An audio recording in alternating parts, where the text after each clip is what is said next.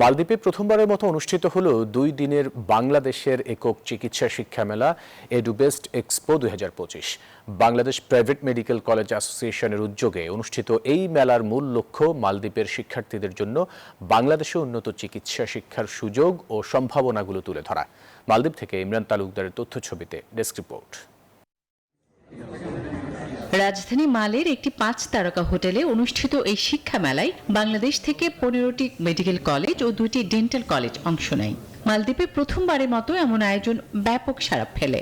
শিক্ষা মেলাকে কেন্দ্র করে দেশটির শিক্ষার্থী ও অভিভাবকদের মধ্যেও দেখা যায় তীব্র আগ্রহ ও কৌতূহল।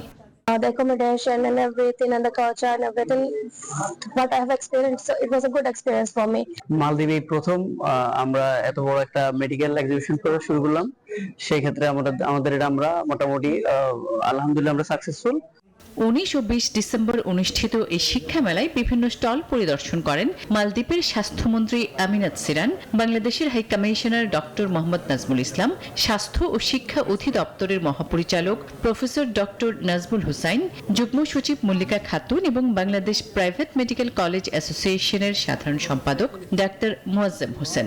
এর ফলে একদিকে বাংলাদেশ এবং মালদ্বীপের মধ্যে বন্ধুত্বপূর্ণ সম্পর্ক আরো দৃঢ় হবে, সেই সাথে আমরা আমাদের বাংলাদেশের প্রতিষ্ঠানগুলোতে মালদ্বীপের ছাত্রছাত্রীদেরকে মেডিকেল শিক্ষার্থীদেরকে পাবো এবং এটা আমাদের জন্য মেডিকেল কলেজগুলোর জন্য এবং সার্বিকভাবে বাংলাদেশের জন্য বৈদেশিক মুদ্রা অর্জনেরও একটা নতুন উৎস হিসেবে বিবেচিত হবে।